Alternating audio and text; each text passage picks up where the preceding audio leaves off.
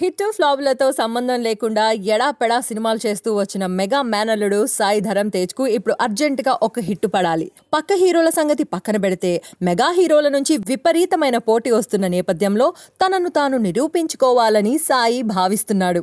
Senior director వివి వినాయక్ తో జత కలిసి ఇంటెలిజెంట్ అనే సినిమా చేశాడు. ఫిబ్రవరి 9న రిలీజ్ డేట్ అనౌన్స్ చేశాడు కూడా. కానీ ఫస్ట్ లుక్ నుంచే సినిమాపై సోషల్ మీడియాలో పెదవి విరుపులు మొదలవ్వగా ట్రైలర్ నాటికి అది తారాస్థాయికి చేరింది.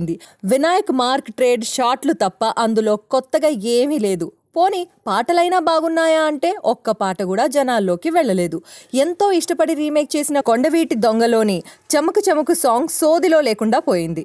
ఇంటెలిజెంట్ గురించి ఫిలిం నగర్లో ఆరా తీసిన నిర్మాతలకు ఏ మాత్రం పాజిటివ్ బస్ కనిపించట్లేదట. సరిగ్గా ఇలాంటి సమయంలోనే అమెరికాలో ముందు రోజు ప్రదర్శించబడే ప్రీమియర్ షోలను రద్దు చేసినట్లు ఒక వార్త సోషల్ మీడియాలో హల్చల్ చేస్తోంది. సినిమాకు హిట్ టాక్ వస్తే ఓకే, ఒకవేళ బొమ్మ తిరగబడితే మాత్రం తల బొప్పి కట్టడం ఖాయం. అందుకే ఎందుకొచ్చిన తంట అని నిర్మాతలు ప్రీమియర్ షోలు రద్దు చేశారా అని టాలీవుడ్లో గుసగుసలు వినిపిస్తున్నాయి.